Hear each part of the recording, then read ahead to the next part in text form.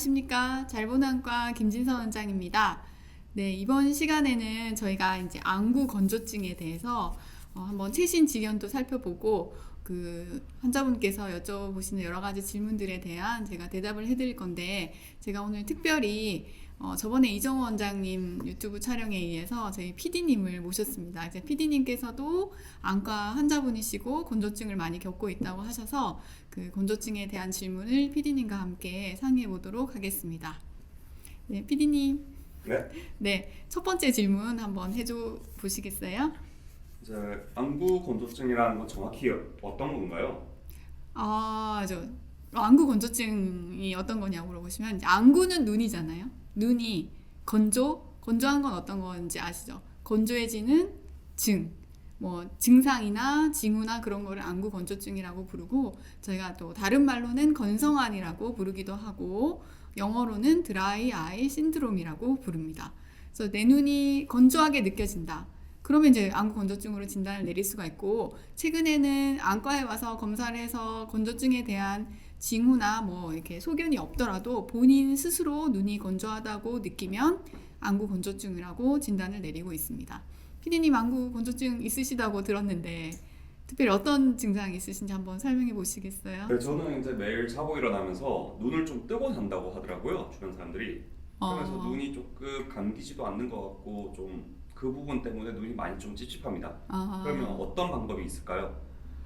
일단은 눈을 뜨고 잔다. 그러면 눈을 뜨고 자면 밤에 자는 동안은 보통 저희가 8시간 잔다고 생각을 하면, 자는 동안에 눈이 감겨 있어야지 눈물이 덜 빠져나가서 눈이 덜 건조한데, 눈을 뜨고 자는 게 확실히 맞다면 그동안에 이제 눈 앞에 있는 각막이 보호받지 못해서 눈이 더 건조해지겠죠.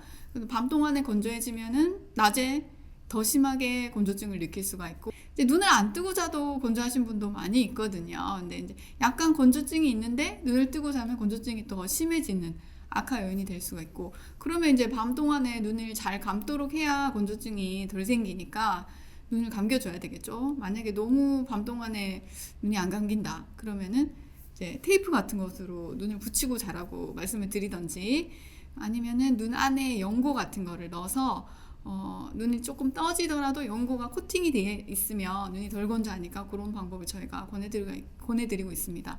그리고 이제 환자분이 그 병원에 오셔가지고 눈을 딱 봤는데 특별히 약간 눈을 뜨고 자는 모양인 것 같은 분들이 계세요. 그래서 저희가 이제 염색약을 눈 각막에다 놓고 보면 아래쪽 부분에만 건조한 소견이 보이는 경우가 간혹 있거든요. 그럴 때는 제가 오히려 환자분 혹시 밤에 눈 뜨고 주무시는 거 아니냐 이렇게 여쭤보죠. 맞다고 하면은 이제 밤 동안에 연고를 바르거나 눈을 붙이고 주무시라고 말씀을 드리고요. 최근에는 이제 쌍꺼풀 수술 이런 것도 많이 하고, 눈이 처져가지고 눈을 올리는 수술도 많이 하니까 그런 수술로 인해서 눈이 덜 감겨서 건조증이 더 심해지는 경우도 종종 있습니다.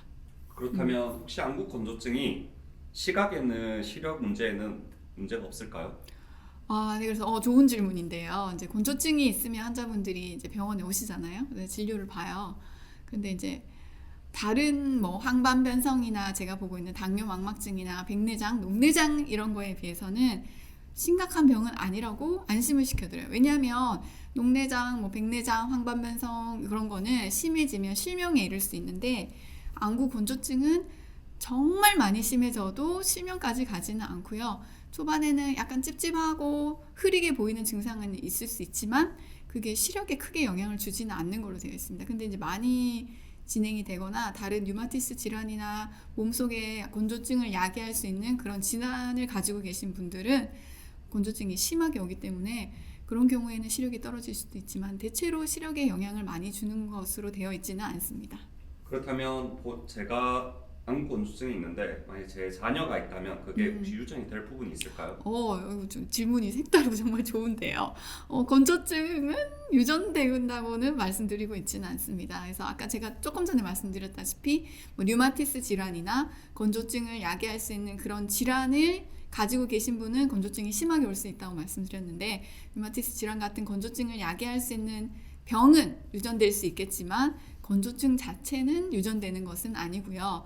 근데 이제 같은 집에서 어머니, 아버지, 할머니, 할아버지 다 같이 살고 있는데 그 공간 자체가 건조한 환경이다. 뭐 먼지가 많이 난다거니 아주 건조한다거니 그런 환경이면은 온 식구가 같이 건조증을 경험할 수도 있겠습니다. 그렇다면 지금 이런 부분이 개선이 된다고 하면 시술에 가까운 목적일까요? 수술에 가까운 목적일까요? 그렇죠. 이제 그래서 그런 환자분이 오셔서 눈을 뜨고 잔다든지 아니면은 뭐 다른 병이 있다든지 아니면은 건조증이 있어서 이제 오셨을 때 제가 이제 보고 건조증으로 진단을 내리고는 치료를 해드려야 되잖아요. 그래서 환자분께서 그럼 제가 이제 첫 번째 치료는 안약 넣는 거 저만 설명드리고 뭐 눈찜질이나 이런 것들을 권해드리는데 환자분이 제일 많이 하시는 질문이 선생님 저 이거 너무 심한데 수술해달라고 하는 거예요. 그래서 근데 건조증 자체는 수술로 낫는 병이 아니고요. 약이나 찜질이나 아니면은 이제 환경 조절을 해서 낫는 병이기 때문에 수술로 낫진 않습니다. 근데 최근에는 저희 병원에도 있는데요.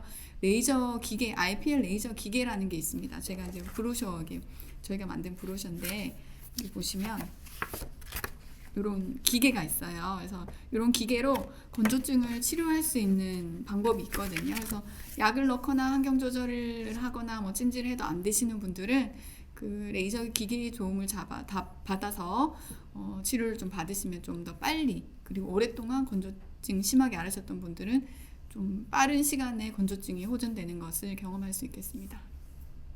그렇다면 이제 마지막으로 원장님이 생각하는 한국 건조증에 대한 예방 방법을 한번 설명해 주시면 좋을 것 같습니다. 예, 그래서 예방 방법은 건조증이 이제 생기는 원인을 살펴보면 좋은데 제가 이전 유튜브 영상에서 건조증이 왜 생기는지에 대해 설명을 드렸거든요. 그래서 참고하시면 좋을 것 같고요. 그런 생길 수 있는 원인을 다시 한번 말씀드리면 건조한 환경, 뭐 집에 공기가 건조하다든지 뭐 습도가 부족하다든지 그리고 최근에는 또 핸드폰 너무 많이 보시잖아요. 핸드폰 많이 보면 눈이 따가워지면서 건조해질 수 있습니다. 그래서 핸드폰에서 나오는 불빛이 눈에 좋지 않기 때문에 그런데 특히나 이제 밤에 불을 다 끄고 핸드폰만 누워서 가까이서 보는 그런 상황들이 건조증을 더 많이 야기시킬 수 있습니다. 그래서 그런 거를 피해야 되겠죠. 건조한 환경을 피해야 되니까 핸드폰 많이 보시지 말라 말씀드리고요. 그 다음에 이제 목욕탕이나 사우나 같은 데 많이 가시는 분들 있어요. 이제 흔히 생각하시면 사우나 가고 갔다 오면 사우나실에 목욕탕실에 수증기가 많으니까 내 눈 더 촉촉해지지 않을까 이렇게 생각을 하시는데 저도 최근에 경험했는데 이제 눈이 좀 아침에 일어나서 많이 뻑뻑하고 건조한 상황이었는데 목욕탕 사우나 갔다 오고 나니까 더 많이 건조해졌는 거예요. 왜냐하면 사우나 갔을 때 이제 그 수증기가 눈 안에 들어왔다가 사우나실을 나오고 나면 그 수증기가 빠져나가면서 눈에 있는 수분을 같이 뺏어가는 경향이 있습니다. 그래서 눈이 더 많이 건조해지기 때문에 목욕탕 사우나 가지 말라고 말씀드리고요. 그 다음에 이제 건조증의 원인 중에 이제 뭐 환경이나 사우나실 같은 게 원인이 아니라 눈꺼풀에 안검염이 있어서 기름이 많이 분비돼서 건조증이 오시는 분들도 있어요. 기름과 물은 상충되잖아요. 그래서 적절한 양의 기름과 물이 섞여 있어야 되는데 기름 분비량이 아예 없거나 너무 많이 분비되면 오히려 건조증이 더 심해질 수 있습니다. 이런 환자분들께는 찜질을 권해드리고 있습니다. 찜질 생각보다 귀찮고 한데 효과는 되게 좋은 편이고요. 안약 쓰는 것보다도 안전하면서 건조증을 빨리 좋아지게 할 수 있는 방법인데 이제 찜질 하시라고 말씀드리면 어떻게 해야 되냐 이제 말씀하시는 분들이 많아서 그 찜질하는 방법도 저희가 만든 브로셔에 있습니다. 이렇게 찜질팩 병원에서도 팔고 있고 요새는 뭐 시중에도 많이 나와 있고요. 일회용 찜질팩도 나와 있으니까 그거를 이제 전자레인지 같은 데 데워가지고 이렇게 5분 정도 40도 정도로 해서 따뜻하게 해주면 눈 안에 있는 기름샘이 열리면서 그 막혀있던 기름이 분비되고 수분이랑 밸런스를 맞춰줘서 눈이 덜 건조하게 됩니다. 그래서 찜질하는 거 권해드립니다. 정리를 하면 핸드폰 덜 보시고 목욕탕 사우나 가지 마시고 찜질도 같이 하고 그 다음에 이제 제일 중요한 거는 안과에 와가지고 안약 처방을 받으셔서 본인 눈에 맞는 안약을 써야 돼요. 이제 아무 안약이나 써서 건조증이 좋아지는 게 아니라 제가 그 한 5가지 정도 단계로 안약을 설명을 드리는데 본인한테 맞는 걸 찾아서 적합한 걸 쓰시면 좀 더 수월하고 편안하게 건조증을 관리할 수 있고 호전될 수 있는 질환입니다. 그래서 이제 그 안과에 와서 질환을 보는 것을 권해드리고 있습니다. 제가 도와드리겠습니다. 네, 감사합니다. 그러면 눈이 아프다면 어느 병원으로 가는 게 제일 좋을까요? 이제 제가 저희 병원이니까 이제 저희 병원으로 당연히 오시면 되고 저 스스로도 건조증을 많이 앓고 있어요. 그래서 제가 자신하는데 이제 다른 어느 병원의 원장님들보다 제가 겪어본 바를 환자분께 더 잘 설명드리고, 아까 안약도 5가지 단계가 있다고 했죠. 제일 적합한 안약을 잘 찾아드리면서 환경 조절도 할 수 있도록 도와드리고 있으니까 이제 저희 병원 잘 보는 안과에 오셔서 저를 찾으시던지 아니면 다른 이제 원장님들도 건조증을 다 보고 계시니까 찾으셔서 치료를 받으시고, 심한 경우에는 레이저 치료도 받으시면서 건조증 2026년에는 건조증이 꼭 나으실 수 있도록 도와드리도록 하겠습니다. 네, 오늘 답변 감사드립니다. 네, 감사합니다.